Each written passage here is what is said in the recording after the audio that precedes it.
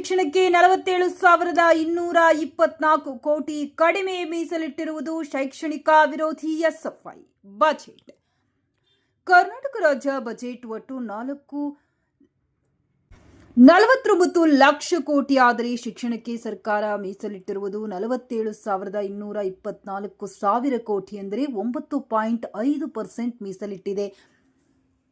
ಕೋಟಾರಿ ಆಯೋಗ ಶಿಕ್ಷಣಕ್ಕೆ 30% ಮೀಸಲಿಡಬೇಕೆಂದು ಶಿಫಾರಸು ಮಾಡಿದೆ. ಆದರೆ ರಾಜ್ಯ ಸರ್ಕಾರ ಕೇವಲ 9.5% ಮೀಸಲಿಡುವ ಮೂಲಕ ಶೈಕ್ಷಣಿಕ ವಿರೋಧಿ ಬಜೆಟ್ ಎನಿಸಿದೆ. ರಾಜ್ಯದಲ್ಲಿ ಕಾಲೇಜು ಚುನಾವಣೆ ನಡೆಸಬೇಕು ಎಂದು ಎಸ್ಎಫ್ಐ ಹಲವು ವರ್ಷಗಳಿಂದ ಹೋರಾಟ ನಡೆಸಿದೆ. ವಿದ್ಯಾರ್ಥಿಗಳಲ್ಲಿ ನಾಯಕತ್ವ, ಹೊಣೆಗಾರಿಕೆ ಮತ್ತು ಪ್ರಜಾಪ್ರಭುತ್ವ ಮೌಲ್ಯಗಳನ್ನು ಬೆಳೆಸಲು ಕಾಲೇಜು ಮತ್ತು ವಿಶ್ವವಿದ್ಯಾಲಯಗಳಲ್ಲಿ ವಿದ್ಯಾರ್ಥಿ ಸಂಘಗಳ ಚುನಾವಣೆ ನಡೆಸುವ ಘೋಷಣೆ ಎಸ್ಎಫ್ಐ ಸ್ವಾಗತಿಸುತ್ತದೆ.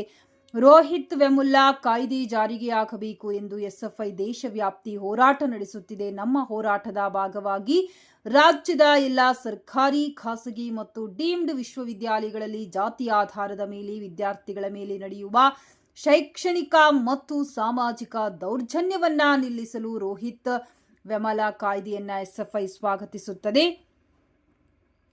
ಸರ್ಕಾರಿ ಪ್ರಾಥಮಿಕ ಪ್ರೌಢಶಾಲೆಗಳು ಮತ್ತು ಪದವಿ ಪೂರ್ವ ಕಾಲೇಜುಗಳ ನಿರ್ವಹಣೆಗಾಗಿ 125 ಕೋಟಿ ರೂಪಾಯಿಗಳ ಅನುದಾನವನ್ನು ಒದಗಿಸಲಾಗುವುದು ಎಂದು ತಿಳಿಸಿರುವ 125 ಕೋಟಿಯಲ್ಲಿ ರಾಜ್ಯದಲ್ಲಿರುವ ಎಲ್ಲ ಶಾಲಾ ಕಾಲೇಜುಗಳ ನಿರ್ವಹಣೆಗೆ ಹೇಗೆ ಸಾಧ್ಯ ಎಂದು ಎಸ್ಎಫ್ಐ ಪ್ರಶ್ನೆ ಮಾಡುತ್ತಿದೆ.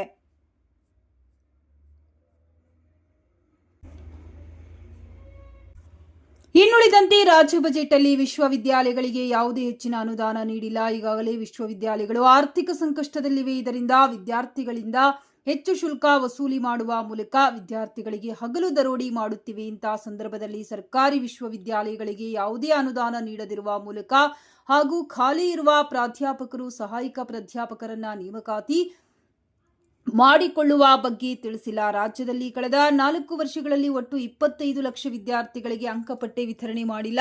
ಹೀಗೆ ವಿಶ್ವವಿದ್ಯಾಲಯಗಳನ್ನು ಕಡೆಗಣಿಸುವ ಮೂಲಕ ಉನ್ನತ ಶಿಕ್ಷಣವನ್ನು ಕಡೆಗಣಿಸಿದೆ. ಒಟ್ಟಾರೆ ಕಡಿಮೆ ಮೀಸಲಿಡುವ ಮೂಲಕ ಶೈಕ್ಷಣಿಕ ವಿರೋಧಿ ಬಜೆಟ್ ಆಗಿದೆ ಎಂದು ಕೆಎ ಪವನ್ ಕುಮಾರ್ ಮಾತನಾಡಿದರು.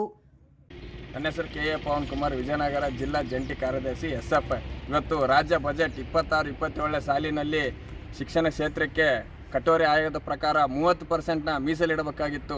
ಕೇವಲ 10% ಮೀಸಲಿಟ್ಟಿದ್ದಾರೆ. 47,224 ಕೋಟಿನ ಮೀಸಲಿಟ್ಟಿದ್ದಾರೆ.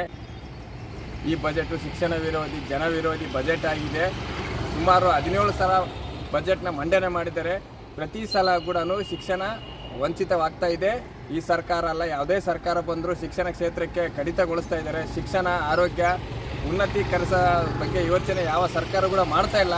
ಇಂಥ ಸರ್ಕಾರ ಇದ್ದರೆಷ್ಟು ಬಿಟ್ಟರೆಷ್ಟು ಮುಂದಿನ ದಿನಗಳಲ್ಲಿ ಶಿಕ್ಷಣಕ್ಕೆ ಮತ್ತು ಆರೋಗ್ಯಕ್ಕೆ ಆದ್ಯತೆ ಕೊಡ್ತಕ್ಕಂಥ ಸರ್ಕಾರ ಬರೋಕು ಮುಂದಿನ ದಿನಗಳಲ್ಲಿ ಅಂಥ ಸರ್ಕಾರವನ್ನು ಜನ ಆರಿಸ್ತಾರೆ.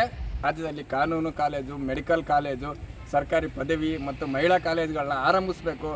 ಯಾಕೆಂದರೆ ಅತಿ ಹೆಚ್ಚಾಗಿ ಸರ್ಕಾರಿ ಶಾಲೆ ಕಾಲೇಜುಗಳು ಬಿಟ್ಟು ಪ್ರೈವೇಟ್ ಶಾಲಾ ಕಾಲೇಜುಗಳು ಜಾಸ್ತಿ ಆಗಿದ್ದಾವೆ.